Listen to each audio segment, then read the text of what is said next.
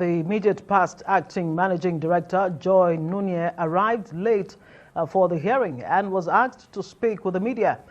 She dropped a bombshell when, in the extensive briefing, she told journalists that the Minister of Niger Delta Affairs engineered her removal from office for failing to dance to his tunes. He makes any payment in NDDC without God's will, akpabio's approval. When we first came to NDDC, on the day of going for the inauguration, he told me in the car that, Madam MD, if you don't do what I say, the same pen with which I use to sign your letter, it will be the same pen that I will use to remove you. He said the first thing I should do when I get to Port Harcourt is to change the dollars in the NDDC account. I was scared to do that. After that, he came to Port Harcourt 2 days after the inauguration. He said the first thing I should do is to make sure I change the dollars. I should remove Mr. Kaltungo from being legal and send him on compulsory retirement, that we cannot have a northerner be the head of the legal team, of the legal unit. He said I should remove all the other directors that refused to take his instruction during the time of Mrs. Agwagaga. That was the predecessor before I came. So he came also with a draft, which I've submitted, with a draft letter that I should write and put it on my letterhead, implicating Senator Nwobushi for collecting contracts in NDDC. I told him that I will not, I'm a lawyer, and that whoever alleges must prove. The fact that Senator Nwobushi is giving us trouble as IMC, you remember also that they did not recognize the IMC. I said I will not do that letter. He said I was ungrateful and I refused to do the letter. Dr. Cairo now said that he will do the letter. If Akpabio tells him to kill, he will kill before he asks, why did he kill?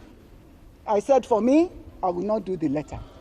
At that place, there was Mr. Etiebet, who was the only staff of the NDDC that was present at that meeting.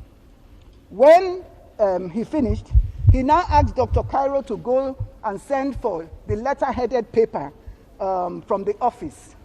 They now sent for the letter-headed paper. Dr. Cairo now did the letter, which I've also submitted to the committee, alleging that Senator Nwobushi had contracts. Then he said, I must sign the cover letter. I said, if I sign any document from me seen by Mr. President, he will believe every line of it. So I will only write that the EDP, who should know about projects, have gone. The next thing that he told me, he said, I must make sure that all these people leave and that the procurement, because apparently Akpabio, before I came, when himself and Festus Keyamo were ministers, their first meeting at the commission, he was awarded 30 contracts for distilling and water hyacinth. Mr. Linus, who was the director finance, refused to sign because it did not follow due process. He also said that I should implicate the chairman of the House Committee, because the chairman of the House Committee had gone to Ondo State for a meeting to plan against him. Water hyacinth and distilling. They said that the budget for water hyacinth and distilling was, I think, for about 3 to 5 billion. I'm not sure exactly how much. But that the NDDC, before I came, had overstretched itself to about 50 billion for water hyacinth and distilling. And so the National Assembly had written us, they have it also, They had written us that we should not pay for anything like that. He said, and guess what? Akpabio never signs any documents. He will always refuse to sign, but he will tell you to go and commit the fraud. For instance, he told me to go and raise a memo and give an emergency contract for flood victims. He wanted me to take an oath. He has denied that, but I want to say today, he told me up to 3 times until we had a reconciliation meeting at the villa in the house of Mr. Sadiki Abba, who is the SA to the president on domestics. In that meeting was Alhaji Mekano. He said the only condition was if I take the oath. I refused to take the oath, and I did not take that oath. And I will never take the oath from him. So he said he was going to remove me. He started a campaign of calumny against me.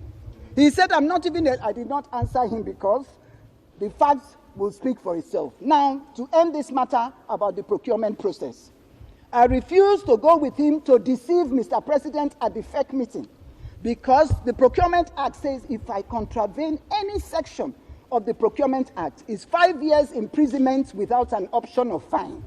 So if I go and say they should pay for the process, if you see, they say it's for 2020 budget. Akpabio went to get the approval from FEC. The 2020 budget has not even been discussed by the National Assembly till today. The 2020 budget has not been passed. However, he lied to FEC, which is the greatest embarrassment in this country, for a budget that has not been passed, for an approval to be given for that procurement. I refused to go because he wanted me to send the money for the procurement to the ministry to implement the forensic audit. I refused. I am challenging him to deny any of these allegations because I have to round up for you people. But all the facts and all that I've said are all written in my documents.